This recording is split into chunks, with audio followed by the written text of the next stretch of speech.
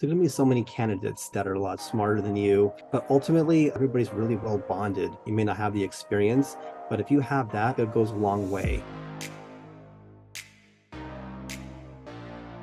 What's up, and welcome back to the Freelance Friday podcast. I've got a very special episode for you because we are joined by one of my former students, Mauricio. Mauricio is the creative director of Empire Strykers. I'm repping their merch today as well. So he's going to tell you a little bit more about what Empire Strykers is all about and how he landed that role as a creative director. I hear from students, viewers, listeners all the time like, hey, I'm a social media manager. How do I level up my career? How do I get into a more senior role? Or I hear from people who are like, I'm actually not interested in becoming a social media manager. Will your course still help me get into a different marketing role? And Mauricio is definitely proof that those things can absolutely be achieved. So I'm excited to chat with him. And today's episode is sponsored by our friends at Metricool. You can use the code Latasha at the link down in the show notes for 30 days free on any of their pro plans. Mauricio, so happy to have you here. Welcome. Do you want to Thank you. tell everyone just a little bit about what you do? So, my current role is I'm a creative director for a professional sports team. The team is called the Empire Strikers, and it's a professional indoor soccer team. There's 14 teams in the league that's in the MASL, the Major Arena Soccer League. And these are paid players that during the season, they travel all over the country and they compete. They have season games, then we have playoffs, and bragging rights for the championship as well too. And as the creative director, my main role is just to see what the image of the brand consists of, not only on the social platforms, but also the image from the scope from the audience and the fan base as well too. Yeah, that's awesome. Were you a soccer fan before you got this role or? Admittedly, probably not as much as football or baseball, but my parents are South Americans. They're from Bolivia. It's a very small country, and my dad grew up playing soccer there. During the Maradona days, the Pelé days, and naturally, that passion came to me, but it came in a different realm in football. Uh, Yeah. and my dad was okay with that. In high school, of course, I played sports, but I didn't excel like to a big position or anything like that. So naturally, I love sports. I love to compete. I have a twin brother. I have an older brother and a sister. We're all very competitive, and I think that's where my competition rose up when I grew up.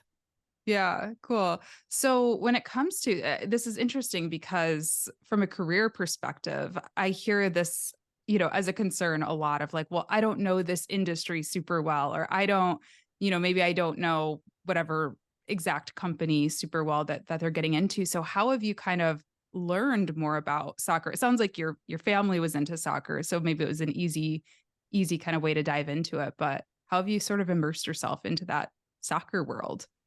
I think it came from a big opportunity. Previously, from being in marketing, and I did insurance. I did insurance for almost about 12 years, and I remember a coworker of mine invited me to. He had a youth soccer team that one of his kids played in, and he asked me like, "Hey, can you volunteer? Can you help me?" I was like, I don't even like kids and all that." So I was really young. So I go and I volunteer, and I just fell in love with it. Fell in love with excitement, the travel, the kids, growing up with it, their skills, and we were a very competitive team. We went to big tournaments, we won, we lost a good few ones as well too. And it's funny because a lot of those kids now are in entering college, and they still find me. If they find me, they still call me coach. I'm like, it's been Aw. years, so it's really nice. But it started, I think, from there. It was just that opportunity for, I've always wanted to be a coach, but maybe that was like the extra push that I needed. And then from that, I was able to kind of like get this job here. The coaching world is really small. Coincidentally, my boss is still in that space, and I got connected, some way through that channel, and got the position here where I'm at now. Yeah, that's awesome. So let's talk a little bit more about that, about kind of what got you here. You mentioned you worked in insurance. How did that journey into marketing and media really go? How'd you go from insurance to this? So I got laid off. Yeah. After I got laid off, and then I had a business as well to an insurance that I closed out. This was maybe about four years ago, and then I started like soul searching. I had not a lot of times where you get to like reset. So I started resetting and see like what really makes me happy. And it came down to like the marketing part of it. So when I met you, I was in real estate marketing, and this was during COVID. And during that time period, I excelled a small business into just the analytics, the data, the marketing, graphics, and all that. As I learned from your course, and I merged that to that. And then with that I was just able to see like, well, what would make me really happy. And sports was always like there, but it was always kind of like, maybe I'm not good enough, maybe I just don't have the maybe I'm just not I'm not ready enough, I don't have the connections. And then it just happened. It Hmm. just happened when you least expect it. And when the channels are there, and you just have to dive in and give it a go. Hmm. That's what I did. Yeah, I think in a lot of industries like sports or entertainment, people we think like, "Oh, well, I'm not an athlete." Like I know I'm never going to be a soccer player, so I don't have a place in the industry, or I'm not a good singer. I could never work in the music industry, but there are so many roles, within that world that you could still be a part of even if you're not like a professional athlete or something like that. Again, I want to say huge thanks to our friends at Metricool for sponsoring today's episode. Metricool is the Swiss Army knife of social media. It's for everything and everyone. If you've been looking for an all in one social media management tool, Metricool is your answer. It's free today, tomorrow, and for life. Their free plan allows you to connect one brand across many social networks. With Metricool's free plan, you get access to in depth analytics to make more strategic decisions. You can plan and auto schedule up to 50 pieces of content per month to save time. You can promote your posts in seconds by creating and managing ads directly through the platform. You can view best times to see when your followers are more active and know when to post. You can review and reply to all important social media messages with Metricool's inbox feature. You can even analyze competitor profiles to spy on the brands that you like. There's so much more. It truly is a tool that you will want to add to your social media toolkit. Plus, if you think that the free plan is jam packed with features, they also have premium plans to customize to your needs. So, to everyone listening, make sure to create your free account today and get started exploring the platform. I'll leave a link in the show notes. And again, if you want to, you can even use the code Latasha for 30 days free on their premium plans to try that out. Absolutely. It's all about talent. I think everyone has a God-given talent that they can put themselves into, and you don't need to be that jock. You don't need to know. You don't even need to know about sports, really. I mean, with support, but there's different talents that we have in this industry. People that are really good with communicating with people. People good at leadership, at blueprints, and just making the whole thing. And think of it like like a ship. There's a captain, and then there's other people that with different positions that make that you have an ultimate destination to go to. And every component is a big factor when it comes to that end goal, including the players as well too. So that's what I'm realizing, that there's so many different departments that all make the vessel go forward. Yeah, for sure. So you're creative director. So what does the day in the life of a creative director look like? I get this question a lot from people who join SMMA who are like, I'm interested in social media, but where do I go after becoming a social media manager? What's kind of the next on the career trajectory? So what does your Yeah. life look like? So on a day-to-day basis, since it's a since it's a sports team, Mhm. branded by a league that's already there. There's a lot of meetings. We have Mhm. meetings with my team. Also, there's different departments as well too, like sponsorships, community engagements. We have our ticketing department as well too. So it's about like having these meetings on a weekly basis, and benchmarking to see like what our goals are for this week. It's a little bit hard to right now. I'll give an example. Right now we're in the off season, so Mhm. off season is always like, think for most people, for the audience, they think that this is like the comfortable, they're laying back, and all that, but this is actually our busiest time.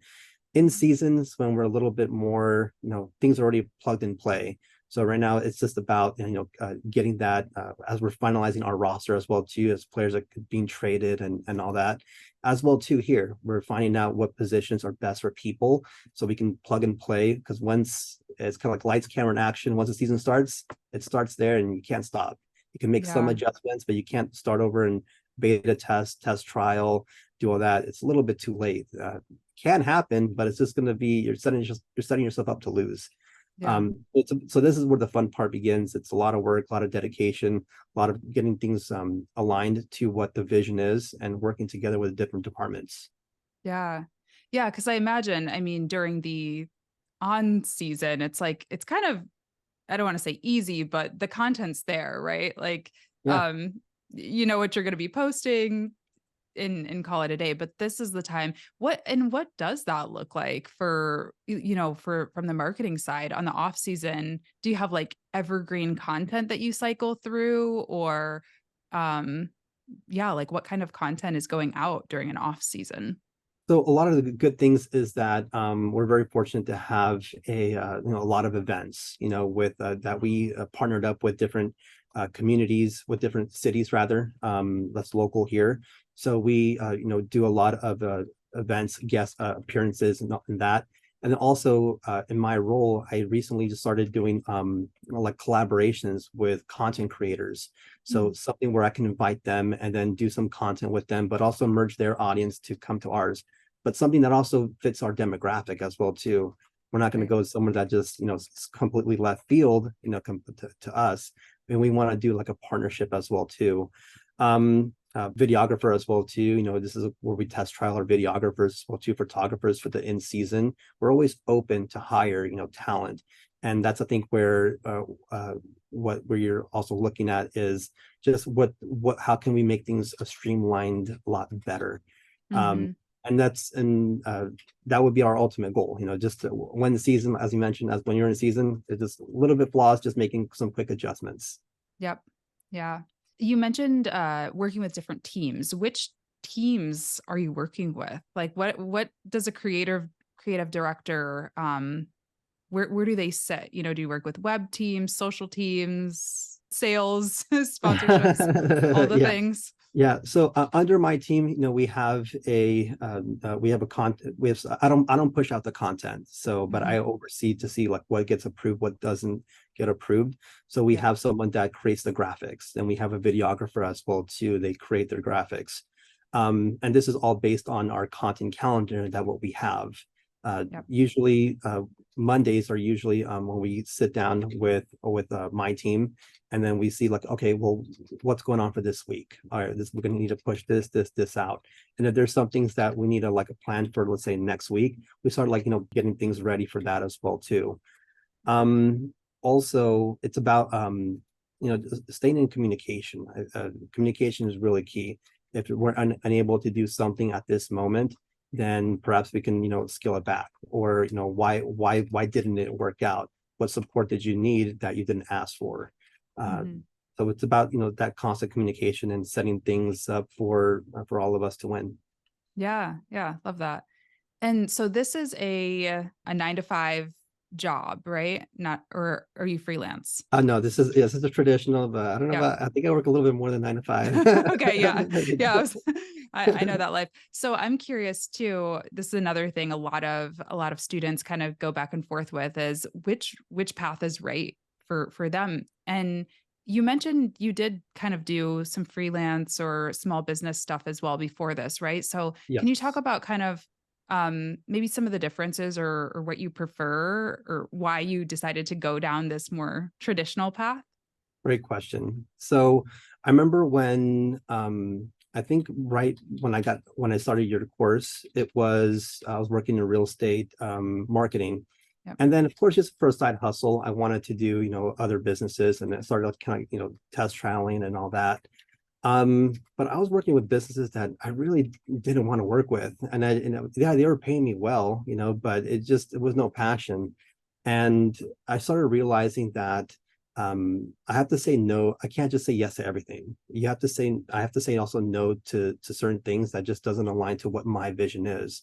yes, they may need my support, but it would be really inauthentic for me to support them if I'm not passionate about what they're looking for. And I know that for me, it was more aligned towards like sports, but I just didn't have the plug and play about where. And then also with real estate as well too, I realized like, well, it's great, but I'm not 100% passionate about it. I'm good at what I did, but I want to do something a little bit more that was creative, kind of like in this industry, working with different departments and so on and so forth. And again, it's going to go back to like to what I said is you have to know what you want. And that's really, you have to be really crystal clear about what it is that you want and the industry that you want to work with. The industry is there, the people are there, they're out there. You just got to find them. Mm-hmm. Yeah, yeah. I love that. And I think there are so many benefits to a maybe not 9 to 5, but a 9 to 7 or whatever that is, a more Yeah, traditional job. I think there's so many benefits to that. So I always encourage people to just be open-minded, yeah, try out different things, see what works for you. And I think in your case, it sounds like even though I'm sure being laid off was hard, it was actually kind of a blessing in disguise. Like it gave you that opportunity to like spread your wings a little bit and try something new. definitely. I mean, not a lot of people get that reset, and I think that reset happened at a right time. And from that, it was just about okay, to wake up. Where do I go next? And it was just that like path just was there for me. Yeah. Yeah.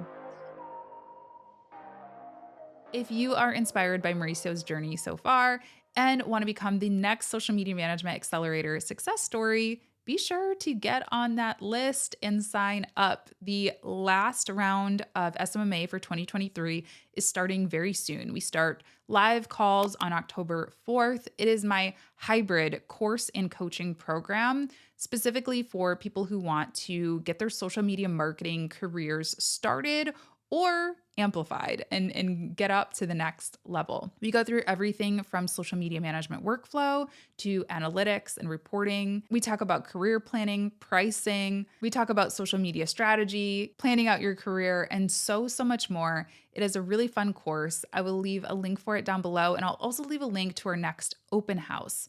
I will be hosting one final open house where you can come and just chat with me, learn a little bit more about the program, decide if it's right for you before committing. So I'll leave both those links down in the show notes. I'd love to see you there. So if somebody watching or listening wanted to get into sports marketing, can you give them a little pep talk? Where would you recommend they start? Start with something local. If you don't have the experience, if you don't have the degree, if you don't have, it depends also on the person as well too. Finding connections with the sports team, it's not that hard. Just go to the events, go to where they're at, and see if you feel a connection. You'll see at an event on how they conduct themselves, on how they work together, and if it's something that aligns to you, go for it. It also depends on what type of sports industry you want to work with. There's so many. There's from track and field to football, baseball. There's minor league teams like ours is a professional indoor soccer team. It's not commercialized yet, but there's a market for it. And with that, just see if you can set yourself up meeting with a management, or especially during the off season, because just like anything else, as players are trading and all that, they're probably trading, staff and evaluating them as well too. So perhaps during the off season will be a little bit better. During the in season, then you'll at least get your shot. And again, shoot your shot. You'll never know what you might get out of it. Yeah, that's a really good point actually that I didn't even think about of yeah, they're trading players. They're probably also reevaluating budgets for next year, all that stuff. So Yeah, really yeah. smart tip there. And I love that you emphasize it sounds like you're emphasizing relationships. Like that's kind of what's at the core of it, right? It's just that human connection and kind of figuring out the rest maybe as you go. Not to say that you're not prepared and you took courses, educated yourself, but it sounds like relationship building is kind of at the core of it. Yes. Ultimately, I mean, there's going to be so many candidates that apply here that are a lot smarter than you, that are more qualified, that have the experience. Um, But ultimately, and this is what I realized in working for a sports team. It's a family. Mhm. The players come in as well too, and everybody's really well bonded, and comes from ownership to management to players, staff. We're all really well. We're all diverse in so many different ways. But we all come together because we all know that this is an intimate setting, and yeah, you may not be qualified, or someone, you may not have the experience, but if you have that, I think it goes a long way than someone that isn't, or someone that doesn't fit into that model of what the team is trying to build. And every Yeah. team has a different purpose. Yeah. Yeah. That's great. All right. Well, I think that's it. Those are really all my questions I have. This was really interesting to learn about your career journey, and a little bit about sports. Anything else we missed? Anything else you want to share? Just again, I think it started with your course. It's not a paid advertisement, like I know, just giving you kudos from what you do to freelancers, and uh, connecting them to their passions and finding their niche. I think it's been really helpful, and I'm glad that I was able to. I'm featured here, at your podcast. So this is like a little bit of a highlight. So thanks so much for that. Yeah, absolutely. Thank you so much. And it's been really cool to see your journey and yeah, stay connected with you. So thank you so much for your time, Mauricio. I really appreciate it. Anywhere, where should people follow you or follow the team? What do you want people to, where do Yeah, you if you want want to people to follow go? the yeah, if you want to follow the team, our home opener is on we're 88 days away. That is on December 15th. It's at empire.strykers. That's our Instagram handle, or www.theempirestrikers with a Y, STRYKERS.com. And you'll Perfect. find us there. You'll learn a little bit more about the MASL, Major Arena Soccer League, and it's going to be exciting. We're really excited about this season. Yeah, awesome. I'll be sure to link everything below. And thank you again, Mauricio, for being here. Really appreciate it.